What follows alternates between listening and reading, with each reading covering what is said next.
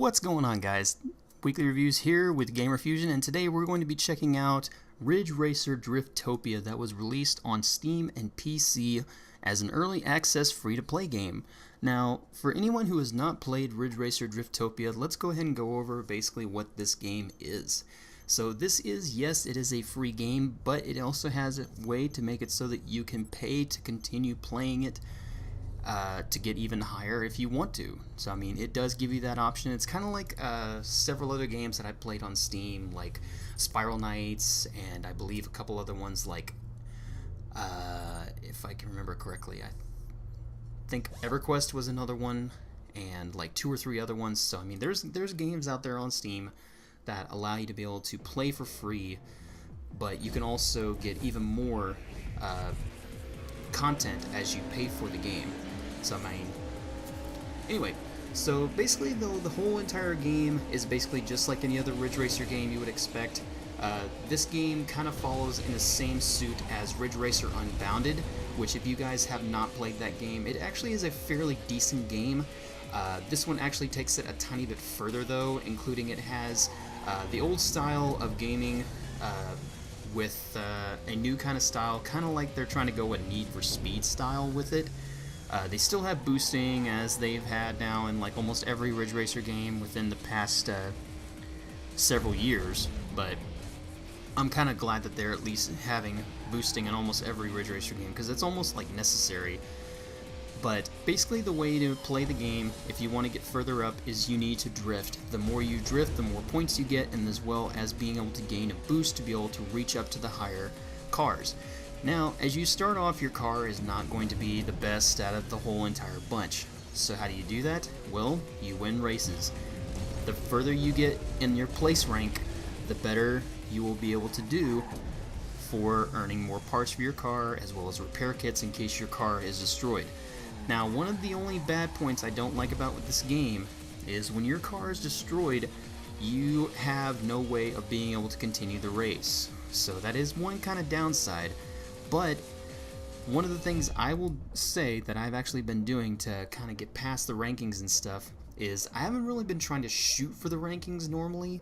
I've been just trying to just play the game as normal, and then eventually once I beat the game enough, I'll go ahead and go back to the standings and everything. So like, as you can see, I have a global rank right now of 2,315, or excuse me, it was 3,000 something, but still, that's a lot better than I thought it would be.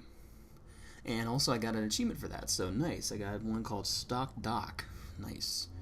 And as you go ahead and win races though, you'll be able to obtain different types of items. Like right there we got a super boost, and then we also got 10 repair kits also, so now that brings us up to 54. Now, here's the thing though that kind of brings the game down a little bit. And the reason I say that is because when your car crashes, every time it crashes, every time in a race, you have to use repair kits. And sometimes those repair kits go from when starting off about 2 to all the way to going even high as 4. So like I just got 10 right there before. So if I automatically lose this next race or anything, if I mess up, because I mean these AIs, I'm going to tell you guys, these AIs are actually very smart. They will push you off, and they have no mercy on you. They will hurt you, especially if their car is real. Whoa, Jesus! Now see, look at that. Your car will just be destroyed, and when you try to repair it, as you get a level up though too, your car will take more repair kits to be able to repair it. So one of the things you want to do is level up casually, but also just try to go through as many of the levels as you possibly can. Now, I mean, you're gonna have to go through a couple of the levels to get on to the higher ranks, but it's better you going back to the older ones than trying to fight through these.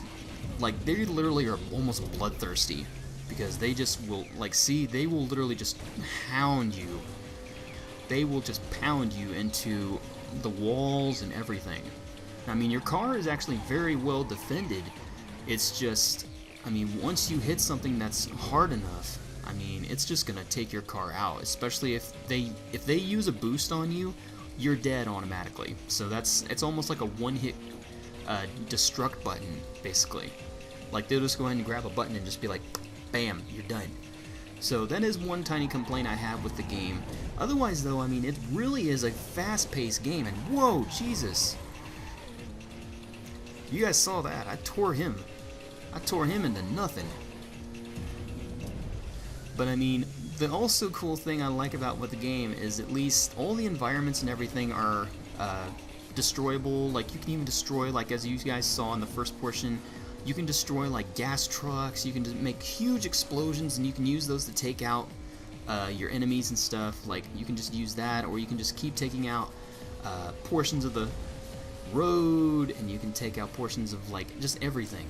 Like, the whole entire terrain in this game is destroyable.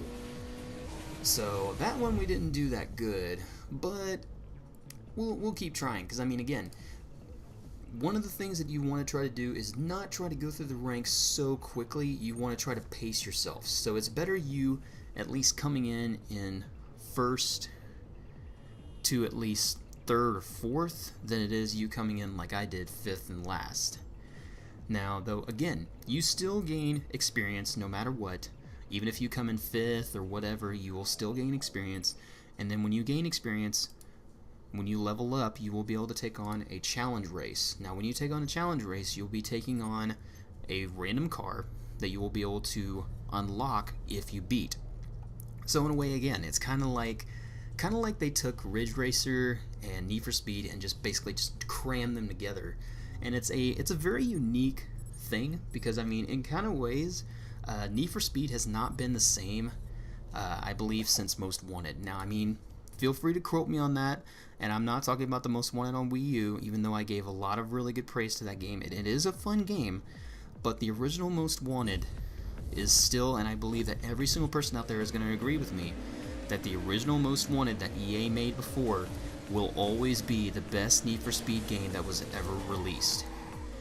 But anyway, so again, each portion that you go through, the distance is going to be even further.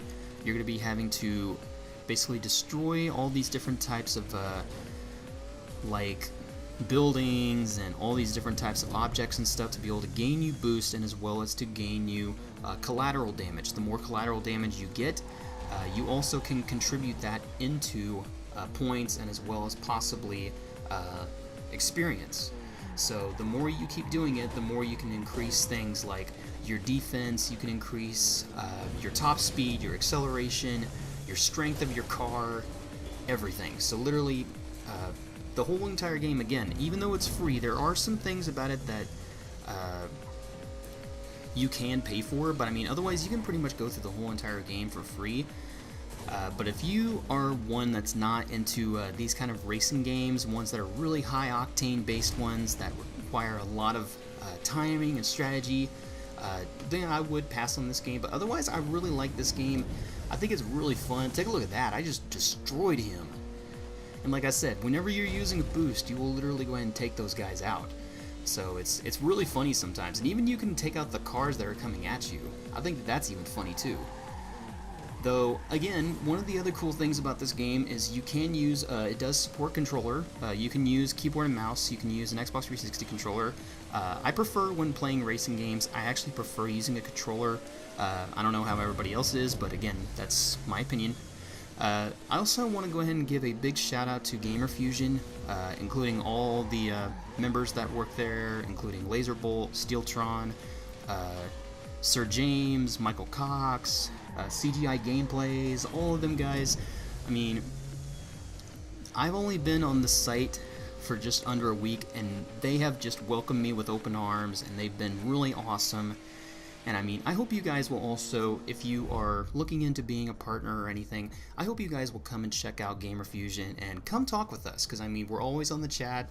We're always welcome to have new members, and if you guys want to, I will go ahead and leave some links below if you guys want to possibly join in with Gamer Fusion. Even if you're a small YouTube channel, you can still join in with us, and you can possibly rank yourself up and get even higher, because without Gamer Fusion now, I wouldn't be where I'm at right now. But anyway, guys, thank you so much for being here with me, enjoying this awesome gameplay first impression of Ridge Racer Driftopia on Steam. And thanks again, guys.